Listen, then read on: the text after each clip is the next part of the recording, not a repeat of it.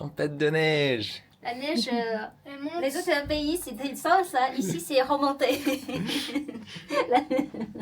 L'inverse. Elle remonte la neige.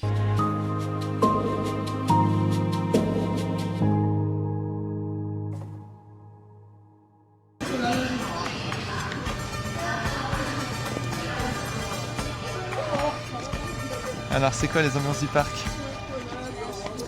Train rouleau. Vous voulez des trains rouleaux? Donc ça c'est l'hiver typique en Chine du Nord, c'est manger des trucs comme ça. Les trains rouleaux.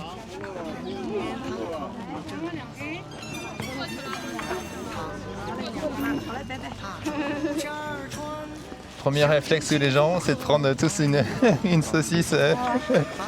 C'est dingue.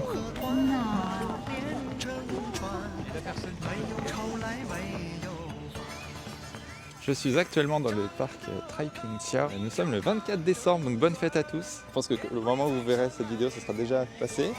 Mais en tout cas, je suis en compagnie de mon meilleur ami qui est venu 2 semaines passer les fêtes avec nous. Et hop.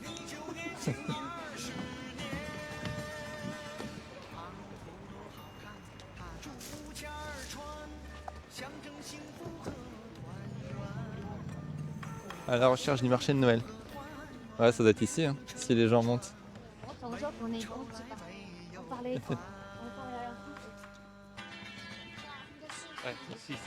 Les gens font demi-tour, donc à mon avis c'est mort. Ouais. Ça bouchonne un peu ici. En fait, tu reviens dans l'année, il n'y a personne, c'est des rues désertes ici. C'est 25 yuan. 25 yuan. Voilà, on est au club maintenant.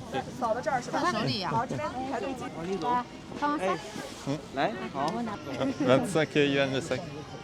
Tu vois, c'est l'ancien consulat de Belgique ici. Et c'est devenu une chocolaterie. Ça paraît très belge de leur part. Je sais pas. Non, c'est un bar. Hein. J'ai l'impression que c'est un bar. Non, c'est Sablon, c'est là où ils font les cookies. C'est le petit stand de l'entrée aussi, de Sablon. Ah, ok. Ils ont le stand de cookies, de chocolat, ils ont de la bière aussi. Ah, ok. Un genre de le riz bouillon. Ouais, généralement, elles sont bonnes, hein, les teintes. Mais dites-moi ce que vous voulez, comme ça, la prochaine fois, je viens, je commande tout. Mango tantra, samei tantra. Tu voudras quelque chose, t'en voudras une? J'en veux bien une, mais nature. Ouais, moi aussi, nature. Chocolat, meilleur tout. Ah, les enfants récupérés?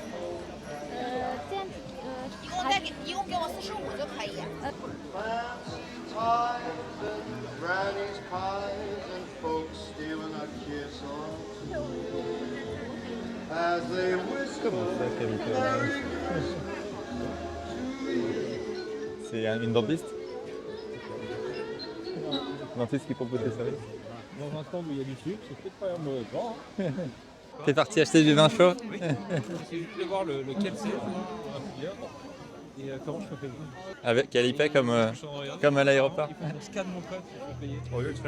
C'est pareil en Thaïlande, non? Ouais, c'est par QR code aussi, ouais. Tu scannes un truc. Ouais, c'est que des QR codes, ouais. C'est très pratique. Et ça marche avec toutes les banques. Et il n'y a aucun paiement interbancaire. Donc, c'est très pratique. Et pas besoin de carte bleue. Hein. J'ai pas de carte bleue en Thaïlande, j'en ai jamais eu besoin.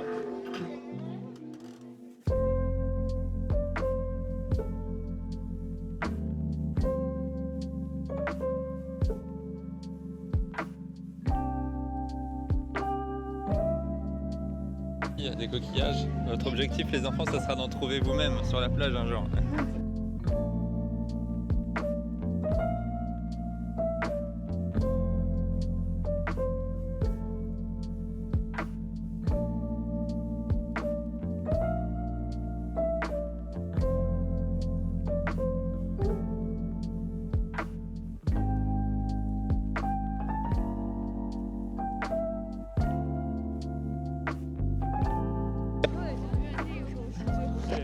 Ouais, faites gaffe. Je suis pas sûr que ça soit légal comme sortie là. Si tu te sens partir, tu t'assois sur les fesses. Du coup, c'est le passage pour pas payer ici, en fait. Bah non, ici c'est pas l'entrée. Hein. Bon, voilà, on vient de faire le marché de Noël. Enfin, un des 3 marchés de Noël de Taiping Tia. Et là, on s'apprête à parcourir tout le littoral pour marcher jusqu'à Wusu Guangcheng, qui est la place la plus connue de Qingdao. Et on a des plongeurs devant nous. Il y a un gros bateau là, Cargo. un cargo, ouais. J'ai vu il n'y a pas longtemps que Qingdao a un des ports les plus grands au monde automatisé. Oh, il y en a un deuxième là-bas. Un cargo peut en cacher un autre. Ouais, mais il va vite en plus. Il va super vite en fait, parce qu'il est loin, tu vois. Il y en a un troisième là-bas. Ça enchaîne. Et ici, c'est la plage au bord de Taiping Xia. On se balade sur le littoral dans, je pense, le quartier financier, parce que c'est là où on a les plus grandes tours de Qingdao. On a encore pas mal de marches avec les enfants. Et mon meilleur ami qui vient de Thaïlande et qui vient passer 10 jours chez nous. On se réchauffe un peu en courant là. Et il fait nuit noire, mais il n'est que 17h30. Les gratte-ciels immenses là, on les voit encore.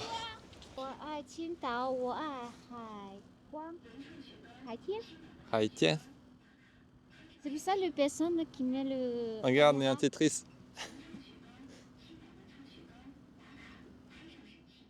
Une sorte de digue.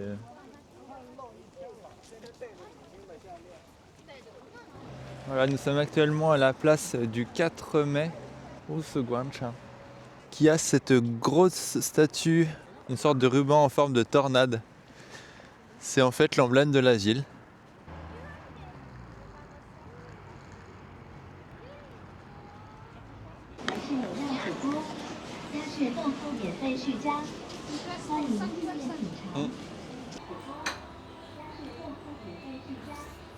Aujourd'hui c'est le réveillon et en chinois on dit Ping An Ye. Petit cadeau dans le resto et donc c'est juste une pomme. Donc ça confirme ce que ma prof de chinois m'a dit il y a quelques jours. La boîte est cool mais c'est juste une pomme. Une pomme vérolée. Lol. Il veut pas savoir.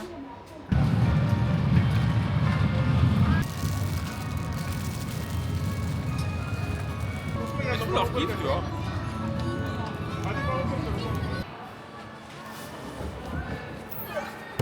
Oula. Il y a une 1, 2, 3, 4, 5, 6, 7, 8, 9, 0. T'as écrit quoi? Chine. Chine. Chine en chinois. On dit chinois. Bon, c'est un petit cadeau de Noël alors. Non, c'est ça, celle-là. Vous pouvez les transformer. Oui.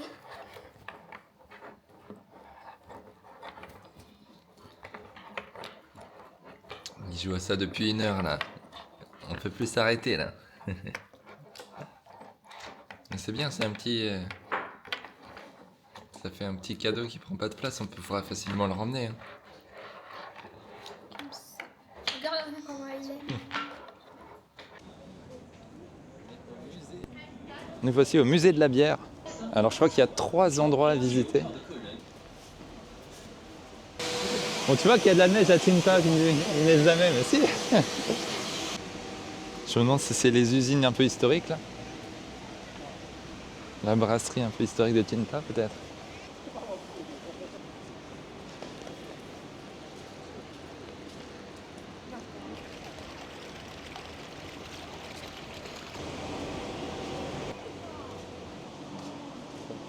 Voilà, on arrive dans la première partie du musée de la bière de Qingdao. Donc sur cette première partie du musée, on a un peu un historique de la marque et toutes les péripéties qu'il y a eu à travers le temps, à travers l'histoire. Et là, on commence par l'histoire de la Première Guerre mondiale. Donc à savoir que Qingdao était anciennement une colonie allemande, mais durant la Première Guerre mondiale, l'armée japonaise a récupéré Qingdao et donc la marque est passée des Allemands aux Japonais pendant plusieurs années. Et bien que Qingdao soit restitué à la Chine en 1922 après le mouvement du 4 mai, la brasserie est restée encore sous gestion japonaise. C'est là où d'ailleurs l'usine s'est agrandie et modernisée, avec une capacité de production annuelle de 4663 tonnes. En 1949, la brasserie Qingdao devient une entreprise d'État. Grâce aux réformes économiques dès les années 80, sa production dépasse 100 000 tonnes en 1986 et s'exporte dans plus de 30 pays. Qingdao s'impose aujourd'hui comme une fierté nationale et un symbole de qualité.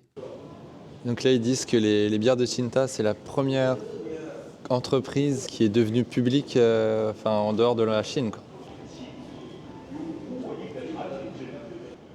Une maquette des lieux.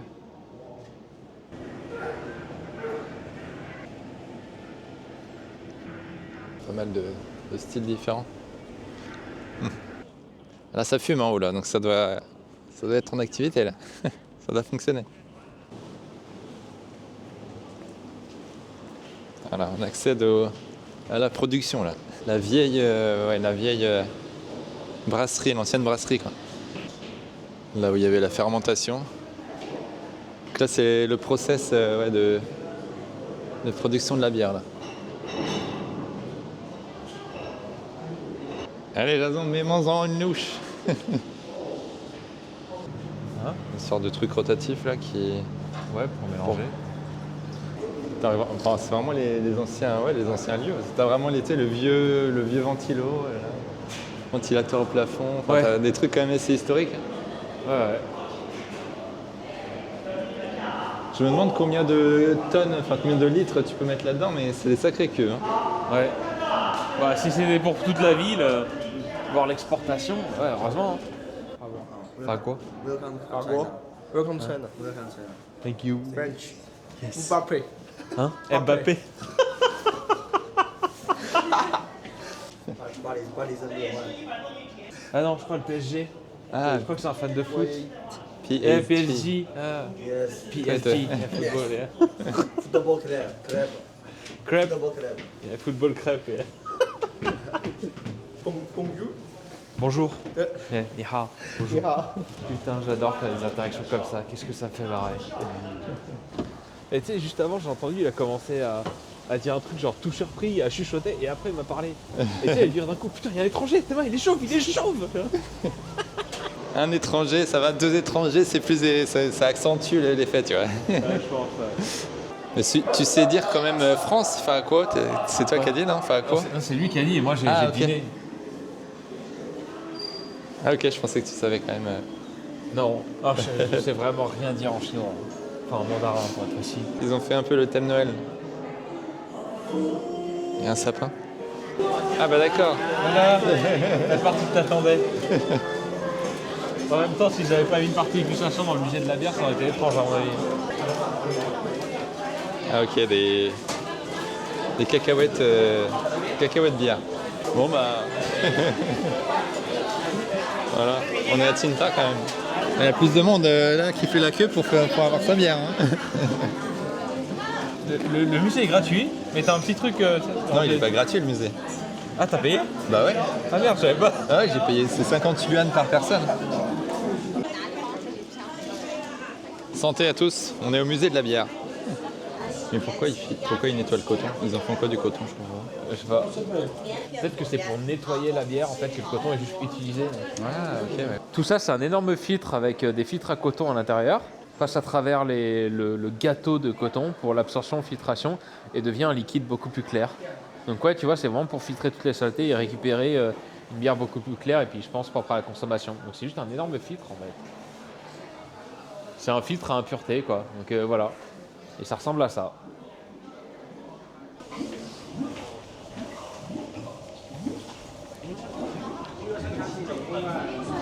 Ah. Alors ma seule expérience d'avoir visité une... Bon, à part quand on était allé vite fait là chez moi, mais finalement on n'avait rien pu voir, c'était à Toronto. Donc là c'est les cuves un peu plus modernes. Incroyable.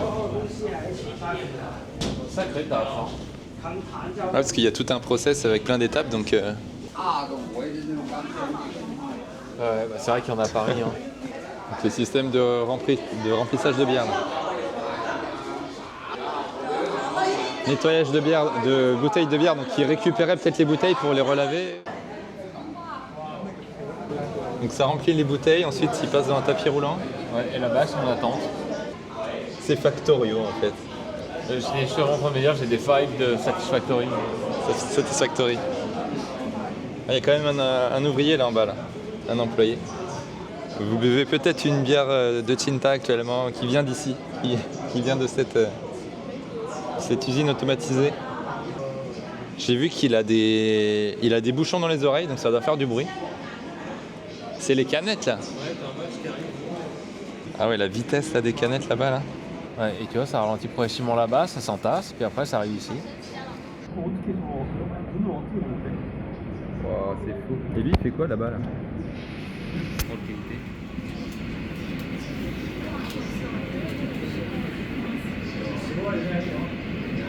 En tout cas, il y a tout un process. Hein. Ça passe dans plein d'étapes. Voilà, c'est une chaîne automatisée. Impressionnant.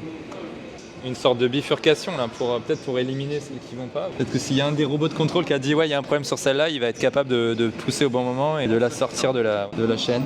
Du coup, il faut que tu aies un ouvrier qui reste régulièrement vide ici. Tiens, bah t'as vu, tac, il y en a une. C'est dommage, il n'y a aucune info en fait. Il n'y a pas de panneau qui explique. Et là, c'est mis en pack. Ah ouais, c'est empaqueté. Wow, les machines d'empaquetage là-bas là. Donc, il doit y avoir un opérateur qui gère le stock de carton là, des boîtes. Puis ouais, il vérifie que tout se passe bien. Mais il y a quand même pas mal de main-d'œuvre pour tout gérer.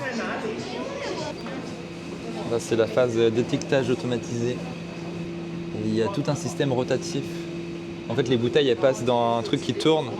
Et il y a une autre machine en face qui tourne pour mettre les étiquettes sur la bouteille. Et tu vois, il y a un piston qui pousse progressivement les étiquettes, le tas d'étiquettes là. Ça nourrit la machine qui tourne, qui va nourrir les bouteilles. Ah, je pensais pas qu'on était sur cette vitesse de production, quoi. C'est incroyable. Wow. Ah bah c'est l'empaquetage, mais des bouteilles en verre. Regarde, elles sont là, elles sont là-bas sur la droite, là elles arrivent, et elles se font empaqueter dans les cartons. Et ça, c'est des machines, c'est des CNC, là, des sacrées tailles. Ouais, s'il y a un problème quelque part, ça bloque toute la production. Ouais, les gens qui ont inventé ça, mais la prise de tête que ça a dû être. Je pense que c'est la fin du musée vu que ça se termine par une boutique. Je crois que c'est une expérience. Tu veux aller voir? On peut la faire, ouais. Je pense que ça peut être marrant. Qu'est-ce que c'est que ce truc? Broken House. Ouais, c'est en fait, je pense, pour simuler comment. Pour simuler que. Comment t'es quand t'as un coup dans le pif, quoi. Ok. Ça fait tourner la tête. Ah bon? Pourquoi? Bah l'oreille interne. Bah, en fait ton cerveau il te dit mais il y a un problème parce que là c'est le plat et pourquoi quand tu regardes là tu vois. Ah oui j'avoue parce que ouais t'as l'impression que c'est droit alors que tu ne l'es pas. Je serais curieux de tester la blanche. J'en ai à la maison, hein. J'en ai des Tinta à la maison. Ok, donc là tu peux bouffer et boire. J'ai bien aimé leur petit cacahuète en vrai. C'est fait pour que t'achètes Gaëtan. Consomme. J'aime bien le packaging de certaines. Genre celui-là. Bon bah ça nous a pas mal plu en tout cas le musée. Voilà, on vient de faire le musée de Tinta. Et on termine par un bar. Bar et restaurant. Et ici c'est une rue qui a l'air d'être une rue entièrement de bars en fait. Enfin, je sais que je suis déjà passé tu sais en Titi genre sur des centaines de mètres là, c'est que des bars comme ça. Bon ouais sur une centaine de mètres, c'est pas si. Et ouais en tout cas bah forcément là il y a la brasserie connue. Donc tout autour voilà tous les bars ils sont implantés un peu partout. Donc ouais par là on peut remonter vers Triton. Ouais, c'était cool, je l'avais pas encore fait là, j'attendais que tu viennes pour pouvoir faire ce. T'es content de l'avoir fait? Ouais. Ça valait le coup d'attendre. Ouais, puis bah, c'est quand même l'emblème de la ville, enfin c'est quand même le truc le plus connu de cette ville. Ouais. Je sais pas ce que c'est cette zone là, mais ouais, à mon avis tous ces coins là c'est très actif en été et tout, mais l'hiver bon un peu mort, c'est un peu mort tu vois genre là. Les pompes à bière. Ouais ça on en trouve partout, tu vas voir la Triton. Tu vas dans des zones balnéaires en France, t'as des distributeurs de glace à l'italienne, ici c'est des pompes à bière. C'est vrai. Mais tu vois un peu les prix, ce caractère là c'est 500. 500 millilitres. Ouais, c'est un livre. Et d'ailleurs, concernant la bière, Arnaud qui vit à Tinta depuis maintenant une dizaine d'années m'a dit qu'il suffit finalement d'aller dans un restaurant et de commander directement depuis le restaurant. Et là, ça sera vraiment le moins cher. D'ailleurs, ils vont même peut-être vous le remplir dans un sac plastique, même pas dans un emballage de bière. Ou bien vous pouvez juste aller au supermarché. Moi, je suis allé à Roma et j'ai payé 50 yuan pour ce pack.